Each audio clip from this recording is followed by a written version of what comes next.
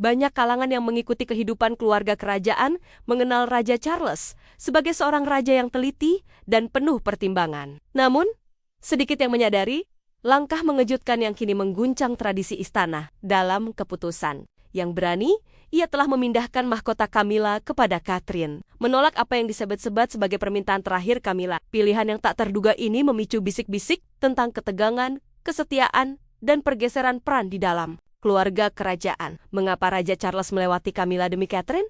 Dan apa arti keputusan ini bagi masa depan monarki? Dalam apa yang disebut banyak pihak sebagai salah satu keputusan paling berani dan tak terduga sepanjang masa pemerintahannya, Raja Charles III telah mengambil langkah yang sulit diprediksi oleh siapapun. Sejak naik tahta, ia berusaha memimpin keluarga kerajaan dengan penuh kehati-hatian dan kehati-hatian. Namun kali ini, ia memilih jalan yang tegas, teguh, dan tidak dapat diabaikan. Ia memutuskan untuk memindahkan sebuah mahkota yang selama ini dikaitkan dengan Ratu Camilla dan menyerahkannya kepada Catherine, Putri Wales. Langkah ini syarat dengan makna mendalam serta konsekuensi yang signifikan. Di balik momen dramatis tersebut, terdapat ketegangan yang telah lama berkembang secara dayam-dayum di balik tembok istana. Laporan menyebutkan bahwa Raja menjadi sadar akan upaya untuk mendekatkan Laura Lopez, Putri Camilla dari pernikahan sebelumnya, ke pusat pengaruh kerajaan. Apa yang semula tampak sebagai urusan keluarga pribadi, tiba-tiba berubah menjadi sesuatu yang jauh lebih serius bagi sang raja. Hal itu bukan lagi sekadar soal kesetiaan keluarga, melainkan mulai terlihat sebagai potensi tantangan terhadap tatanan suksesi kerajaan yang telah mapan selama berabad-abad. Kestabilan monarki Inggris bergantung pada garis pewarisan yang jelas dan dihormati. Segala upaya, baik yang nyata maupun yang dipersepsikan, untuk menggeser keseimbangan tersebut dapat menimbulkan ketidakpastian. Padahal, ketidakpastian adalah hal yang tidak dapat ditoleransi oleh mahkota. Ketika dihadapkan pada situasi tersebut, Ratu Camilla disebutkan bereaksi dengan kuat dalam percakapan pribadi yang penuh emosi. Ia dilaporkan membela tindakannya dengan menjelaskan bahwa ia hanya berusaha melindungi masa depan putrinya agar tidak tersisih. Dari sudut pandangnya, itu hanyalah naluri seorang ibu. Namun bagi Raja Charles III, persoalan tersebut telah melampaui batas urusan pribadi. Meski demikian, Raja Charles III mengambil keputusan yang berat. Ia menempatkan kepentingan monarki di atas hubungannya dengan istrinya. Keputusan tersebut menyiratkan pesan yang kuat meski tak terucapkan. Di dalam istana Buckingham, sebuah tempat yang penuh dengan sejarah, tradisi, dan kenangan kerajaan, digelar sebuah upacara kecil yang sangat pribadi. Tidak ada kamera yang merekam peristiwa tersebut. Tidak ada kerumunan yang berkumpul di luar untuk bersorak. Tidak ada pengumuman resmi kepada publik. Segala sesuatu berlangsung di balik pintu, tertutup, dalam keheningan total. Di pusat peristiwa itu berdiri sang raja. Posturnya tegar, namun suasana di sekitarnya terasa berat. Sejak penobatannya, ia telah berupaya menghadirkan monarki yang lebih modern dan terbuka. Namun kini ia menghadapi konflik pribadi yang mendalam yang mengancam kesatuan keluarganya sendiri. Tidak jauh darinya berdiri Ratu Camilla. Ia telah menghabiskan bertahan-tahan menghadapi kritik dan penilaian publik sebelum akhirnya mendapatkan tempat di sisi raja. Kini ia berdiri dengan tenang dan terkendali, meskipun ketegangan yang mengelilinginya tidak dapat disembunyikan. Ada ketenangan pada dirinya. Tetapi di balik itu, emosi seolah sedang mengumpul dengan diam-diam. Sementara itu, Catherine, Putri Wales, berdiri menghadap keduanya dengan anggun dan keteguhan yang tenang. Sejak pernikahannya dengan Pangeran William pada tahun 2011, ia perlahan namun pasti telah menjadi salah satu anggota keluarga kerajaan yang paling dihormati dan dikagumi. Bagi banyak orang, ia melambangkan masa depan, simbol kestabilan dan kelangsungan. Berpakaian gaun hitam sederhana, namun elegan, ia menunjukkan sikap penuh martabat. Ia menyadari bahwa momen ini bukan sekadar tentang kehormatan, melainkan juga tanggung jawab. Mahkota yang akan diterimanya bukanlah sekadar perhiasan. Ia merupakan simbol tugas, tekanan, dan harapan seluruh bangsa dalam keheningan itu. Raja kemudian membuka kotak beludru hijau yang memuat sebuah mahkota bersejarah dan penuh makna. Mahkota tersebut dihiasi dengan beta-beta permata berharga, termasuk berlian Koh-i-Noor yang terkenal. Sebuah perhiasan yang selama ini dikelilingi oleh kisah kekuasaan, kontroversi, dan bahkan kesialan. Saat meraih mahkota itu, tangan sang raja memperlihatkan sedikit keraguan. Bukan karena ketakutan, melainkan karena beban dari keputusan yang telah diambilnya. Ia menghindari pandangan ke arah Camilla, seolah menyadari bahwa sekadar melirik saja dapat melemahkan tekadnya. Pada saat itu, ia bukan lagi sekadar seorang suami, melainkan seorang raja yang terikat oleh tugas.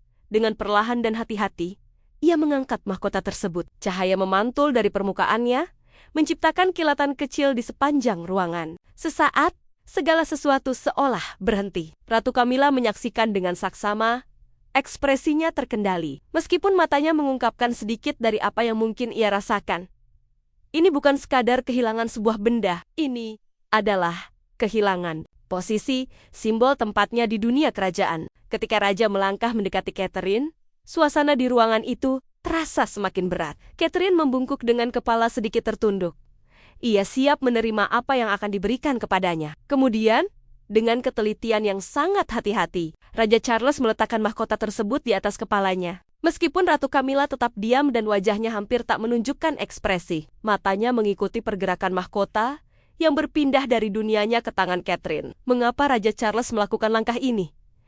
Apakah ia memiliki rencana rahasia? Mari kita simak. Titik puncak kehancuran tersembunyi, Raja Charles. Upacara tersebut berakhir hampir secepat dimulainya, meninggalkan keheningan yang berat dan aneh di ruangan. Para penasihat membungkukkan kepala mereka dengan penuh hormat, lalu diam-diam menyelinap pergi menuju koridor-koridor istana yang rimang-rimang dan bergema. Catherine, Putri Wales, memberikan sebuah karsi yang anggun dan kecil sebelum berbalik, dan berjalan keluar. Langkahnya tenang dan mantap. Hanya terdengar suara pelan sepatunya menyentuh lantai. Kayu yang halus dan mengkilap, hanya Raja Charles yang tersisa di ruangan itu. Ia berdiri sepenuhnya diam di tengah ruangan, tubuhnya tidak bergerak. Namun pikirannya telah melayang jauh, tanpa bisa dicegah. Kembali ke peristiwa yang terjadi 10 hari sebelumnya, saat segalanya mulai berubah. Itulah hari ketika laporan-laporan rahasia pertama diletakkan di atas mejanya. Laporan-laporan yang membahas tentang campur tangan diam-diam dan manuver-manuver yang dilakukan secara hati-hati oleh Ratu Camilla beserta putrinya, Laura Lopes.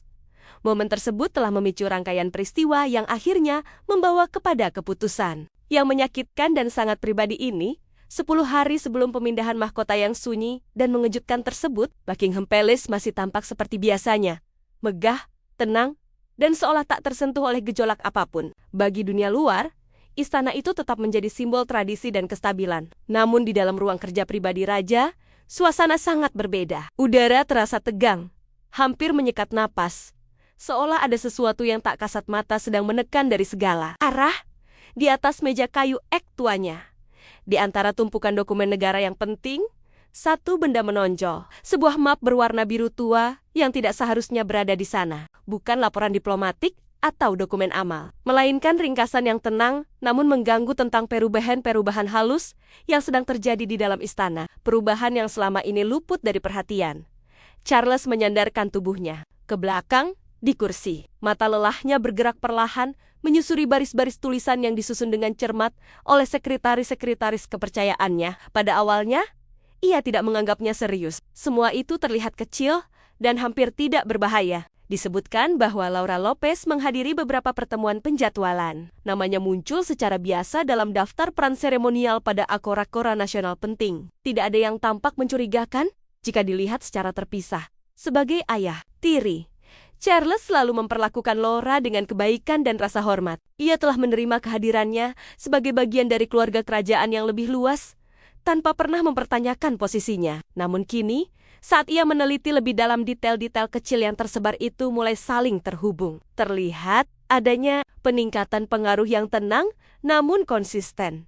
Pikirannya melayang kembali ke masa-masa. Di Clarence House, ia mengingat sore-sore santai, percakapan ringan, serta kilau kebanggaan di mata Camilla setiap kali ia berbicara tentang putrinya. Camilla sering memuji kemampuan organisasi Laura dan dengan lembut menyarankan bahwa monarki bisa memperoleh manfaat dari ide-ide segar, terutama dari mereka yang cukup dekat untuk ikut memikul bebannya. Saat itu, Charles hanya tersenyum, menganggapnya sebagai kebanggaan seorang ibu biasa.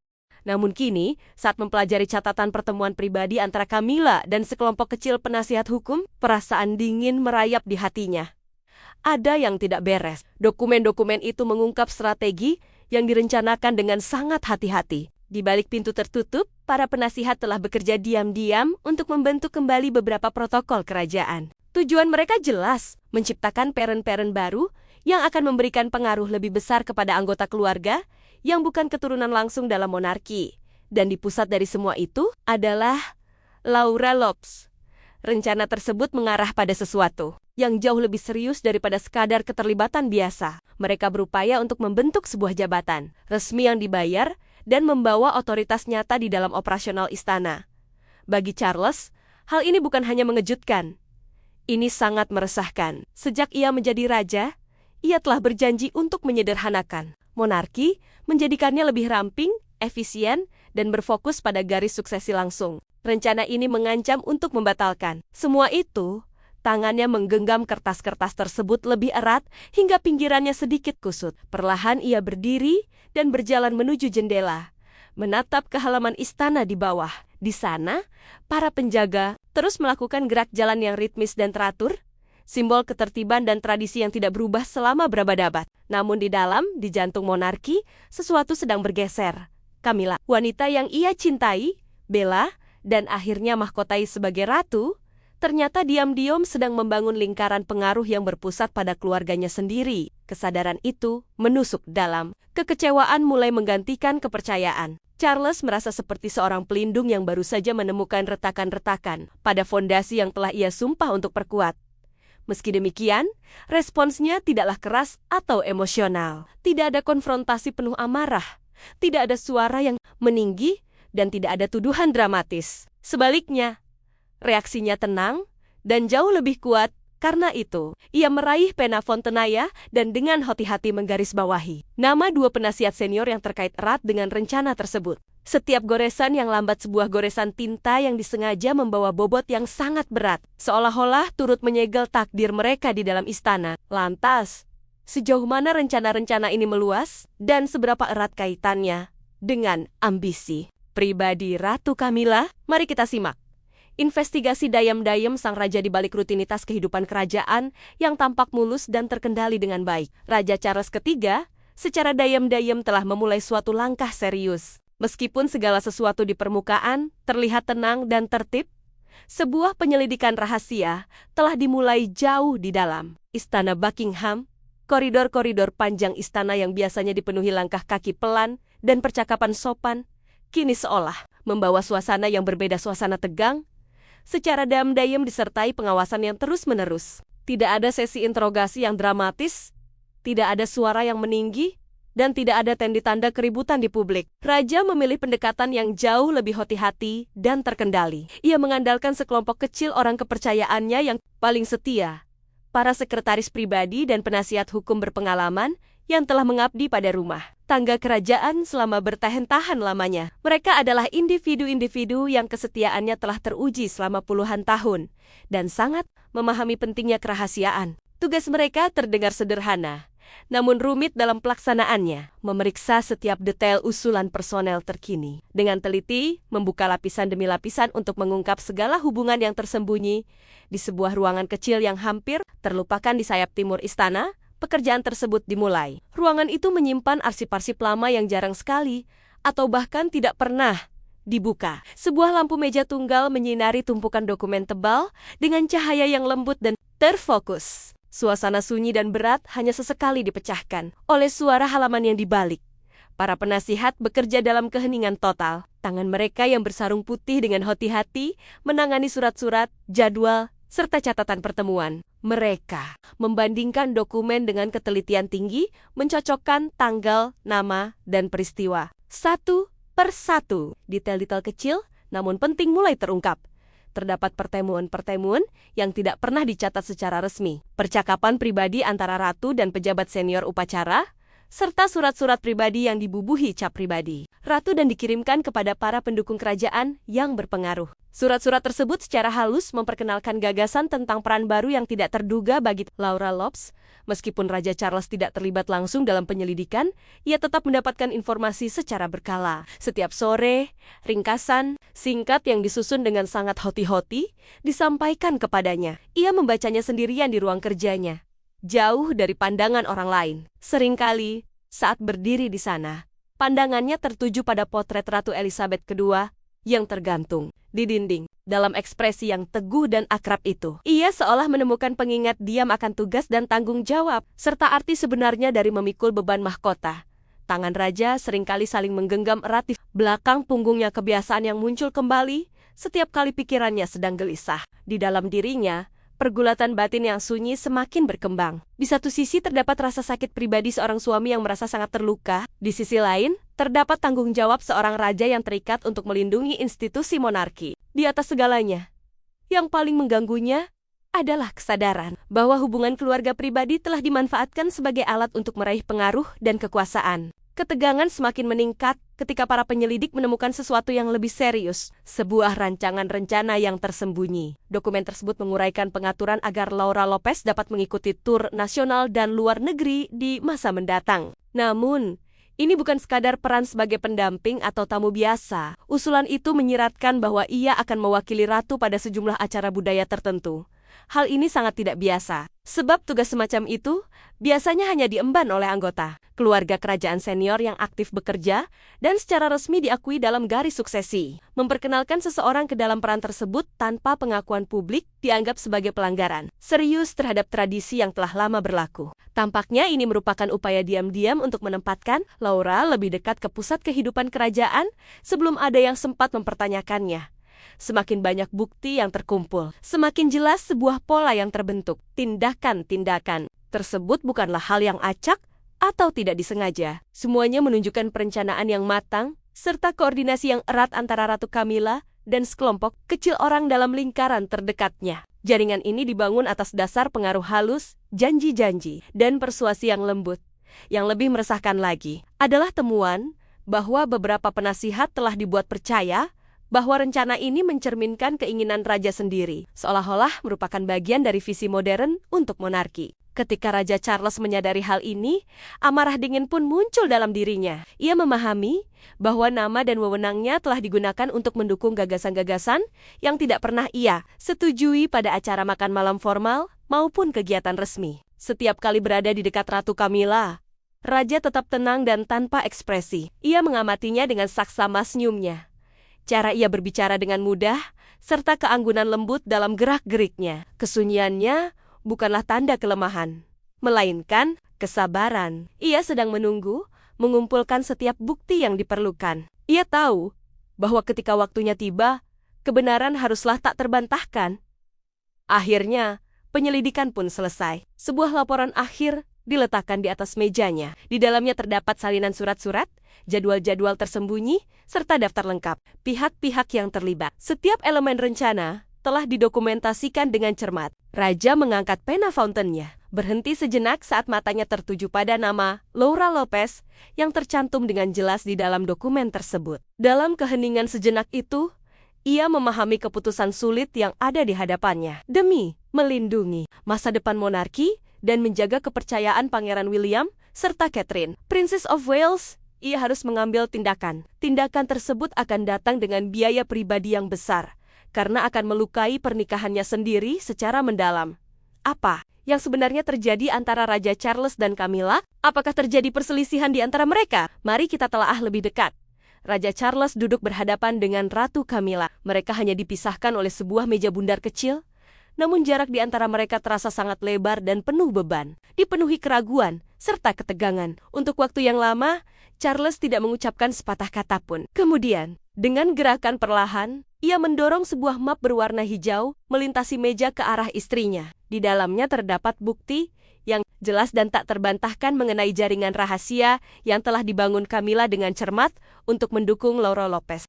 Mata Charles, yang dulu selalu penuh kehangatan setiap kali memandangnya, kini terlihat dingin dan jauh, hampir tanpa kehidupan. Ia memperhatikan Camilla dengan saksama, mencermati setiap reaksi kecil getaran halus di jemarinya saat menyentuh map tersebut, serta kerutan singkat di dahinya.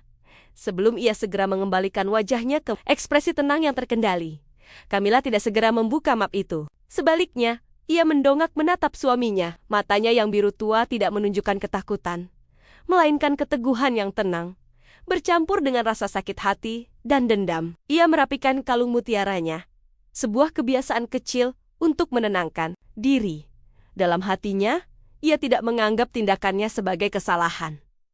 Bagi Camilla, Ini bukanlah pengkhianatan. Ini hanyalah naluri seorang ibu. Ia merasa sedang berusaha menebus tahan-tahan yang telah dijalani putrinya dalam bayang-bayang. Dalam pikirannya, Laura pantas mendapatkan tempat yang terhormat, baik karena kesetiaannya maupun garis keturunannya. Camilla yakin bahwa ia sedang melindungi masa depan keluarga dari ketidakpastian kehidupan kerajaan. Ketika Charles akhirnya berbicara, suaranya rendah dan terkendali. Meskipun sedikit bergetar, ia tidak meninggikan suara atau melontarkan tuduhan dramatis. Sebaliknya, ia berbicara dengan tenang tentang batasan dan tanggung jawab. Jemarinya mengetuk pelan di atas meja. Setiap ketukan lembut itu bagaikan peringatan. Ia mengingatkan Camilla bahwa monarki adalah sesuatu yang sakral, suatu hal yang telah ia sumpahkan untuk lindungi di atas segalanya. Perasaan pribadi, katanya, tidak boleh mendahului tugas dan kewajiban. Camilla berusaha tetap diam, namun ketenangannya mulai retak. Bibirnya mengerat, dan tangannya yang saling genggam semakin tegang hingga buku-buku jarinya memutih. Ketika Charles menunjuk pada sebuah halaman yang memuat rencana untuk menyertakan Laura dalam tur kerajaan mendatang, Camilla tidak mampu lagi menahan diri. Ia memalingkan wajahnya, menatap dinding yang dipenuhi foto-foto keluarga lama. Dalam gambar-gambar tersebut, Laura dan Tom berdiri di samping anggota keluarga kerajaan. Namun selalu terasa sedikit terpisah, tidak pernah sepenuhnya diterima. Kini, keheningannya berbicara lebih lantang daripada kata-kata. Ia mengandung penolakan yang tenang. Bagi Camilla, ia hanya sedang memperbaiki ketidakadilan. Namun bagi Charles, ini merupakan pengkhianatan kepercayaan yang sangat dalam. Keputusannya menjadi jelas melalui ultimatum tegas yang ia berikan. Ia menuntut agar Camilla mengakui kesalahannya secara penuh dan segera menghentikan segala upaya untuk memberikan peran kepada Laura di dalam istana. Tidak ada ruang untuk perdebatan atau kompromi. Ia menatap Camilla langsung. Pandangannya tegas dan tak tergoyahkan, memaksanya untuk memilih antara ambisinya bagi putrinya dan posisinya di sisi sang raja. Namun, Camilla berdiri. Gerakannya terasa berat, seolah ia sedang memanggul beban yang sangat besar. Ia tidak menundukkan kepala atau meminta maaf. Tetapi cara ia mengumpulkan barang-barang Nia dari meja dengan tenang, menunjukkan penerimaan yang enggan. Lantas, apa keputusan akhir sang raja? Akankah Camilla kehilangan pengaruhnya? Mari kita simak. Setelah percakapan yang menentukan itu di Clarence House, keheningan yang tidak nyaman menyelimuti Raja Charles dan Ratu Camilla. Seolah udara pun menjadi berat oleh ketegangan. Charles, dengan tekad yang kuat dan penuh pertimbangan, mengambil keputusan yang bukan sekadar hukuman, melainkan upaya untuk memulihkan tatanan yang telah terganggu oleh ambisi tersembunyi. Ia memilih untuk tidak mencabut gelar atau mengasingkan siapapun, karena menyadari bahwa tindakan tersebut akan memicu badai media. Sebaliknya, ia menargetkan simbol otoritas yang paling kuat, yaitu mahkota yang mencerminkan posisi Camilla di dalam ruang penyimpanan kerajaan yang dijaga ketat dengan alarm laser dan sistem keamanan canggih, melindungi harta karun tak ternilai selama berabad-abad. Charles berdiri sendirian di depan lemari pajangan. Pandangannya tertuju pada mahkota yang telah dikenakan Camilla pada hari penobatannya, sebuah mahakarya yang memukau, dengan berlian-berlian yang berkilauan bagaikan bintang-bintang yang tertangkap. Charles dengan hati-hati memakai sarung tangan katun putih, gerakannya lambat dan hampir bersifat ritual, seolah sedang mengucapkan perpisahan yang sunyi. Ia membuka kunci lemari itu. Suara klik samar bergema di dalam ruangan yang hening. Saat mengangkat mahkota tersebut, ia merasakan bobot emas dan permata yang menekan tangannya. Di dalam dirinya, ia bergulat dengan pergulatan batin yang hebat. Melepas mahkota berarti merenggut sebagian kebanggaan kebanggaan yang telah ia bangun selama bertahun-tahun. Namun, bayangan jadwal tur kerajaan Laura Lopez terus menghantuinya. Ia tahu bahwa jika menunjukkan kelonggaran saat ini, hal itu hanya akan menanam benih kekacauan di masa depan. Sementara itu, di kamar pribadinya, Camilla duduk di depan meja rias. Ia tidak berani memandang pantulan dirinya sendiri setiap malam. Setelah akora-akora kenegaraan besar, Camilla seringkali dengan penuh kesedihan menyentuh kotak beludru kosong yang pernah menyimpan mahkota tersebut. Ia menyadari bahwa kehilangan mahkota bukan sekadar kehilangan perhiasan semata. Itu merupakan pesan yang sangat jelas bagi seluruh pihak di istana. Ia telah kehilangan segala hak istimewanya, sekaligus kepercayaan raja. Pencabutan mahkota itu dilakukan dengan tenang, namun dampaknya menimbulkan gelombang kejut di kalangan lingkaran dalam kerajaan. Para penasihat yang dulu mendukung Camilla, kini mulai merasakan pergeseran kekuasaan yang dingin. Hak-hak istimewa yang pernah dimilikinya dicabut secara diam-diam. Audiensi pribadi dibatalkan. Proposal-proposal yang mengandung tanda tangannya diabaikan. Perlahan, Camilla menjadi bayangan dari sosok dirinya yang dulu di sisi Raja Charles. Seorang ratu yang kehilangan aura pengaruh sejatinya. Raja Charles telah memikirkan setiap detail dengan cermat untuk menghilangkan segala harapan yang masih tersisa di kalangan pendukungnya. Ia tidak menyimpan mahkota tersebut kembali ke tempat penyimpanan. Sebaliknya, ia memerintahkan para perhias kerajaan untuk membersihkan dan mempersiapkannya bagi pemilik baru. Tindakan itu bukan sekadar hukuman, melainkan sebuah pernyataan tegas tentang masa depan. Ia memilih Catherine Princess of Wales sebagai pembawa simbol tersebut selanjutnya. Apa yang dulu menjadi sumber perselisihan, kini menjadi lambang stabilitas dan kelangsungan. Dengan mantap, Raja Charles mengambil pena dan menandatangani perintah pemindahan aset kerajaan. Setiap goresan pena dilakukan dengan tegas, penuh pertimbangan, dan tanpa keraguan sedikitpun. Namun, apakah keputusan ini akan membawa era baru dalam monarki? Ataukah semuanya hanya tentang kewajiban yang mengalahkan keinginan pribadi? Mari kita telusuri lebih dalam. Upacara yang berlangsung secara tertutup di Istana Buckingham dimulai pada pagi hari. Tepat saat sinar matahari pertama berusaha menembus kabut tebal London, di ruangan berdinding kaca yang menghadap taman pribadi. Keheningan begitu sempurna hingga detak jam tua di atas perapian terdengar nyaring. Raja Charles berdiri di tengah ruangan. Tatapannya tajam, namun diselimuti kesedihan yang masih tersisa. Ia menyaksikan Catherine berjalan mendekat dengan langkah penuh keyakinan tenang, sikap seseorang yang siap menyambut masa depan. Ketika ia mengangkat mahkota yang pernah dikenakan Camilla, dan dengan lembut meletakkannya di kepala menantunya, gelombang rasa lega seolah melintas di wajahnya. Tindakan itu menutup babak yang penuh gejolak, dan membuka era baru, di mana kesetiaan dan ketertiban menjadi prioritas utama. Catherine menerima mahkota tersebut dengan ketenangan yang luar biasa. Saat emas dan berlian Cohen bersandar di dahinya, ia sesaat menekan bibirnya. Sebuah gerakan pribadi yang mencerminkan pemikiran mendalam sebelum sepenuhnya merangkul tugas barunya. Ia tidak menoleh ke arah Camilla yang berdiri diam di bayangan. Pandangannya tetap tertuju pada Pangeran William yang berdiri di sisinya dengan penuh kebanggaan dan keteguhan. Pada saat itu, mereka berdua menjadi pusat sejati panggung kerajaan. Kehadiran Catherine bersinar bagaikan cahaya pagi yang menyapu kegelapan akibat intrik dan pengkhianatan masa lalu di seberang ruangan. Ratu Camilla berdiri tanpa bergerak, bagaikan patung yang terpahat dari keheningan. Gaun biru tua-tua yang dikenakannya menyatu dengan dinding. Wajahnya sulit dibaca, namun genggaman tangannya yang kuat pada sandaran kursi mengkhianati pergolakan batin yang sedang ia alami. Ia memahami bahwa sorotan publik perlahan akan bergeser darinya. Kesunyiannya bukanlah penyerahan diri, melainkan sebuah penarikan diri yang hati-hati untuk menjaga sisa-sisa martabatnya. Setiap rencana untuk menempatkan Laura Lopes di pusat kekuasaan telah runtuh. Laura, yang menghindari penampilan di istana sejak konfrontasi dengan Raja Charles, kini hanya tersisa dalam berkas-berkas tertutup. Ketidakhadirannya dalam upacara tersebut menjadi bukti bahwa ambisi semata tidak cukup untuk meraih keberhasilan. Istana, yang dulu ramai dengan bisikan tentang kekuatan yang sedang naik, kini kembali ke ketenangan yang tertib.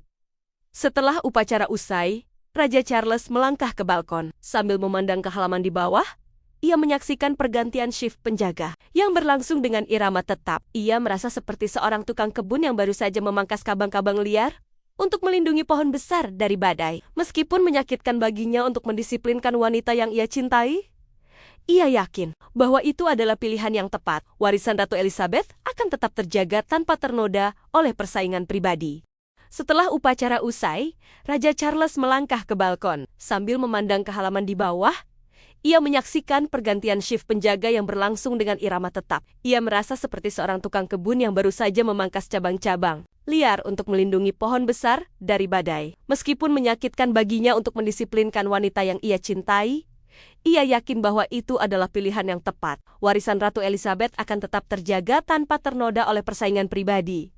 Catherine bergabung dengannya di pagar balkon. Mahkota di kepalanya menangkap sinar matahari pagi dan berkilauan dengan gemilang. Transformasi itu telah selesai. Sebuah zaman baru telah dimulai. Zaman disiplin, kesopanan, dan pengabdian yang tulus. Meskipun keagungan dan misteri monarki tetap tak tergoyahkan, pewarisnya kini merasa lebih jelas dan lebih kuat dalam menjalankan perannya. Fajar era baru telah benar-benar tiba bagi monarki. Britania Raya Bagaimana pendapat Anda mengenai keputusan Raja Charles yang mengambil mahkota simbolis dari Camilla dan meletakkannya di kepala Catherine? Silakan bagikan pemikiran Anda di kolom komentar di bawah ini. Jangan lupa untuk menyukai dan berlangganan.